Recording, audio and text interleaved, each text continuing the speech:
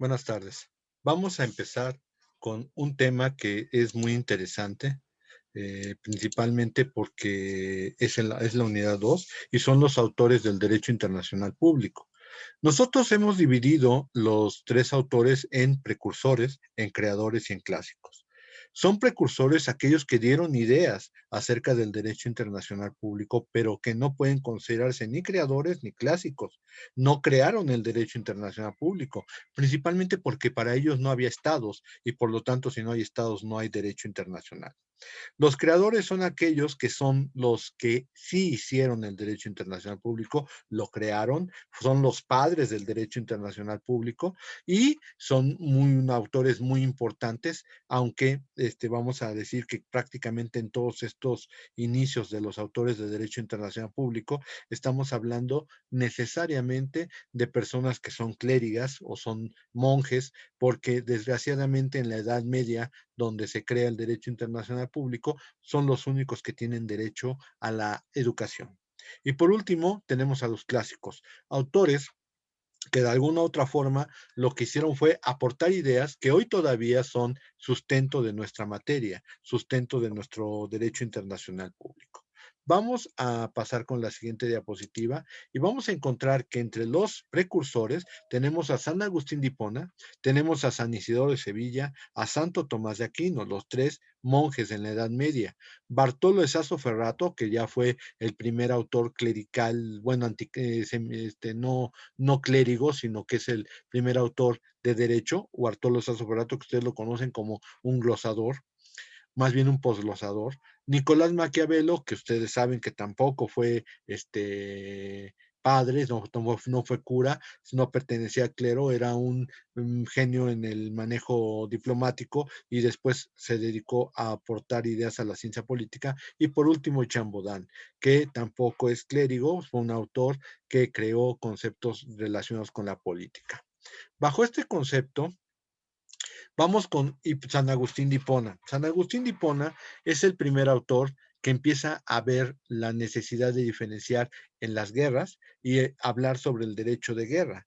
En este caso, lo que yo les puedo comentar es que San Agustín de Hipona es uno de los autores más interesantes del derecho internacional público, precursor, porque él no era, él era clérigo, daba teología y aparte fue sobreviviente de la toma de los romanos, de la caída de Roma, por allá por el año 500 y fracción, en donde generalmente los bárbaros atacaron Roma y la hicieron ser y pabilo. Él es precisamente sobreviviente de esa toma de Roma y por lo tanto le llamó mucho la atención que hubieran sido tan violentos contra Roma. Hay que recordar que Roma lo fue con muchos otros países.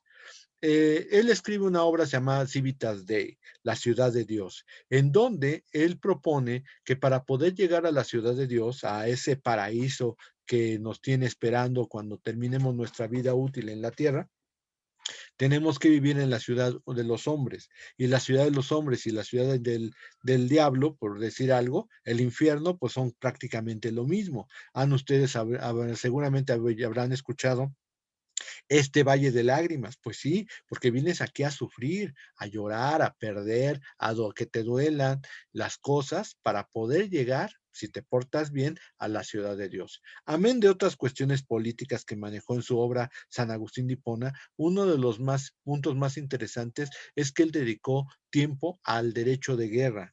El derecho de guerra ya existía desde las guerras más antiguas. Hay que recordar que, por ejemplo, en la guerra de Troya, separaban hostilidades para poder llevar a cabo una tregua a fin de poder quemar a los cadáveres que existían de los muertos. Y eso era algo que parecía que no estaba escrito, pero era ya el derecho de guerra. Y que tú en esta tregua pues tratabas de sanar lo más de soldados que pudieras, aunque estuvieran heridos para las hostilidades de la siguiente etapa. El derecho de guerra y la guerra justa. Nosotros podríamos decir, no hay guerra justa, no hay ninguna guerra justa, pero ellos trataron de buscar el significado de lo que debería ser la guerra justa y vamos a ver que después de mucho tiempo hubo alguien que hasta reglas impuso sobre la guerra justa. Así, el siguiente autor es San Isidoro de Sevilla. San Isidoro de Sevilla habla como materia del derecho internacional, que el derecho de gentes, acuérdense que así se llamaba este derecho antes de la determinación internacional por Jeremías Bentham en el siglo XVIII, hablaba de que es diferente al natural. O sea, no es un derecho natural, debería de estudiarse de una manera distinta. También trata de buscar situaciones entre la guerra injusta e injusta, tratando de delimitar cuáles son los campos de cada una de ellas. Y su obra influyó en otros autores de derecho internacional público, como es Graciano y San Raimundo de Peñafort, otro monje que también emitió escritos sobre derecho internacional.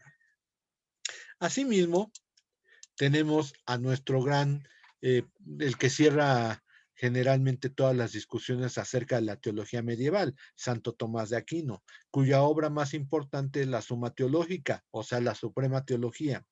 Él habla en materia de derecho internacional público sobre las guerras justas e injustas y lo que hace Santo Tomás de Aquino, que todavía muchos autores lo utilizan como forma de fundamentar criterios sobre guerra justa e injusta, es que incluso él establece elementos para calificar si la guerra es justa o injusta. ¿Cuándo una guerra es justa? Cuando cumple el principio de autoritas principis, es decir, es una autoridad política máxima la que va a emitir la declaración de guerra.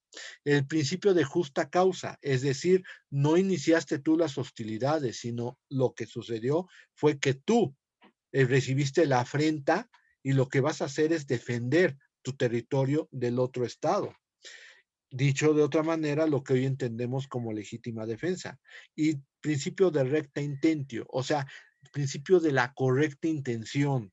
Eso es que tuvieras razón en lo que estás haciendo para tratar de no eliminar para tratar de eliminar la agresión que te hacía el otro estado.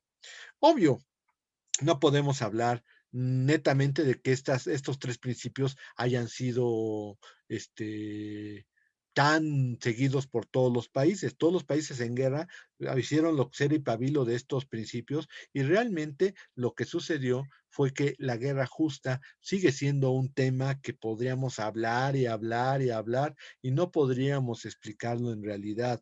Yo creo que no hay guerras justas, no creo que haya una justa intención o una justa causa.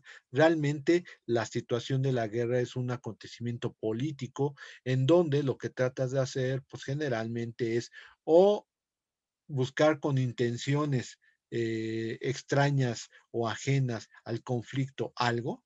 Yo cuando veo que Estados Unidos está apoyando o desapoyando a países en el Golfo Pérsico, pues lo único que veo es que atrás de ello está el petróleo que no tiene Estados Unidos y que desgraciadamente necesita. Esa es la situación con la justa causa, pero lo vamos a ver en su momento cuando veamos el derecho de guerra. Por otra parte, vamos ya con los autores que son de alguna manera autores un poco más seculares.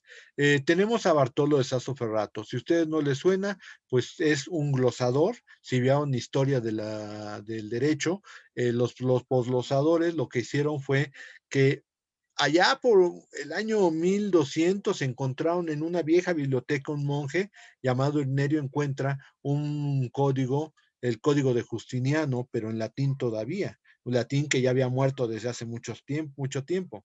Entonces, los monjes, que eran los únicos que medio comprendían el latín, lo que hacen es agarrar el código de Justiniano, que tiene todas sus grandes obras, las novelas, el Codex Juris, Jus Civile, las constituciones y todos estos documentos que implican el derecho romano, y se ponen a interpretar lo que había puesto Justiniano en ese código. A final de cuentas, pues como hacían las interpretaciones al lado del margen del libro, entonces a eso se les llamó glosa, por eso la primera escuela son glosadores. Y la segunda escuela, que interpretaban las glosas de las glosas, o sea, interpretaban lo que interpretaron los autores con nuevas perspectivas, a eso se les llamó postglosadores. Y Bartolo de Sasso Ferrato fue un postglosador. Él fue profesor de las universidades de Pisa y Perugia. Entonces fue precursor de los derechos internacionales, tanto públicos como privados. En privado hablaremos de él en su momento, pero ahorita como precursor del derecho internacional público, habría que hablar de su Tractatus Represaliarum, o como diríamos actualmente, el Tratado de las Represalias. Por supuesto que las represalias serían un acto de guerra, pero él trata de hablar hasta en qué momento una represalia podría ser legal. La represalia es cuando te hacen un acto ilícito y tú contestas con otro acto ilícito. En materia de derecho internacional, nosotros hablamos de la correlación o de la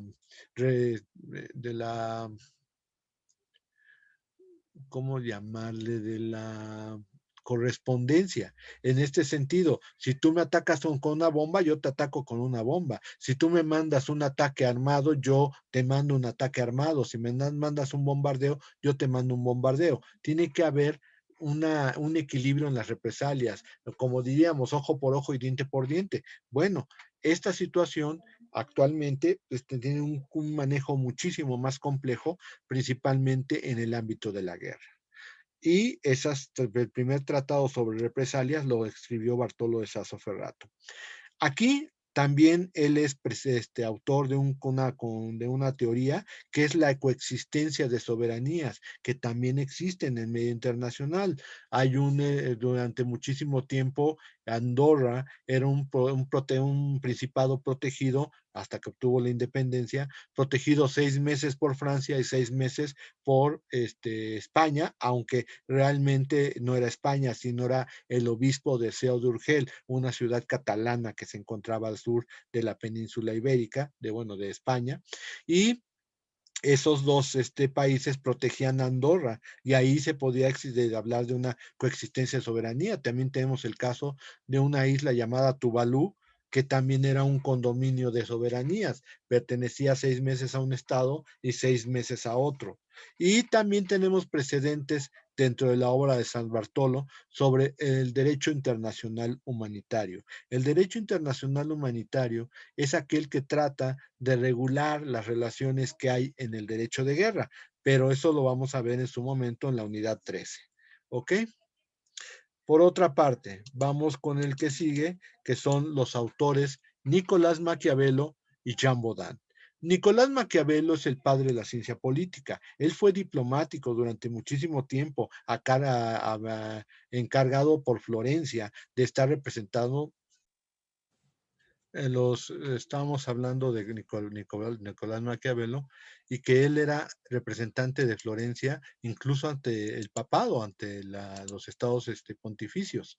Bajo estas consideraciones, él conoció en su momento a un príncipe que es en este caso su modelo para la novela El Príncipe que él escribió y que se llamaba César Borgia. O sea, si alguien consideraba que era el tipo y modelo del gobernante que él buscaba, era César Borgia. Y obviamente, pues todos conocemos el manejo de la política por Marte Maquiavelo. No importa qué es lo que tengas que hacer, no importa si matas, traicionas, haces trampa, no importa. El chiste es que te hagas del poder. Porque teniendo el poder no importa lo que suceda. Estamos hablando de que este autor pensaba que con tener el poder era todo. Incluso hay que recordar que él tenía un principio, que era que no importa si eres amado por tu pueblo. Un gobernante no debe ser amado, incluso debe ser temido, porque tal vez amado les puedas caer bien a los pobladores, pero si eres odiado, temido, la verdad van a hacer lo que tú quieras porque no van a poder encontrar algo que pueda variar su temor. Entonces, bueno, así de ese tamaño es la obra de Maquiavelo, en la obra del príncipe, y es el padre de la política, de la ciencia política. Jean Baudin aporta precisamente a nuestros conceptos de derecho internacional público algo muy importante, que es el concepto de soberanía, que él atribuye al soberano, al rey, pero posteriormente este concepto de soberanía va a tener una influencia muy importante en el derecho internacional público, porque el principio del derecho internacional público es la igualdad soberana de todos los estados. ¿Qué decía que era la soberanía? La negación de un poder superior al poder del Estado. No hay nada más allá arriba que el poder del Estado. Y a final de cuentas, este concepto de soberanía de Jean Baudin, a pesar de todos los años en que estamos hablando, que ya serán alrededor de 400 o 500 años, del libro de los 6 libros de la República de Jean Baudin, hablan del concepto de soberanía y el concepto de soberanía todavía hoy sigue siendo funcional. Todavía hoy sigue siendo la materia más importante del derecho internacional público porque estamos hablando de estados soberanos. ¿Ok? Muy bien, vamos a cerrar introduciendo de una vez el concepto de los creadores. Los creadores fueron los padres del derecho internacional. Sin embargo, tenemos dos grandes tendencias. La escuela española, que está manejada principalmente por Francisco de Vitoria, Fernando Vázquez de Menchaca y Francisco Suárez, y por otra parte la escuela grociana, que tiene a Hugo Grocio y a Alberico Gentili. ¿Por qué son autores? Bueno, déjenme comentar esto que es una discusión para ya irme, porque ya se va a cerrar el término que había puesto para esto. El término de padre del derecho internacional, nosotros los latinos lo atribuimos a Francisco de Vitoria, pero los anglosajones dicen que el padre del derecho internacional es Hugo Grocio. La razón por la que dicen esto es que Hugo Grocio fue un gran sistematizador o un creador secular del derecho internacional, en tanto que la escuela española pues eran monjes. Sin embargo, Hugo Grocio no hace en su obra más que volver a retomar los conceptos de Francisco de Vitoria de Vázquez de Menchaca. Entonces, realmente el autor del derecho internacional, el creador, el padre del derecho internacional es Francisco de Vitoria. Pero, insisto, los anglosajones piensan que Hugo Grocio, por haber copiado las ideas de estos grandes españoles, aunque él lo reconoce, porque en sus obras, en su obra más importante, el de la guerra y de la paz, así se llama la obra, él comenta que debe de agradecer a esos ilustres españoles. Entonces, ¿qué quiere decir? Que técnicamente sí estaba diciendo que este, que él había copiado de los españoles y los había puesto en sus libros. Técnicamente, esa es la razón por la cual sí debemos de considerar como padre del derecho internacional a Francisco de Vitoria. Bueno, señores, ya se acabó el tiempo. Nos estamos viendo en un ratito más porque vamos a retomar la clase, a ver si lo hacemos en Zoom o de plano me voy a Facebook Live. Pero bueno, lo vamos y lo terminamos en ese momento. Gracias.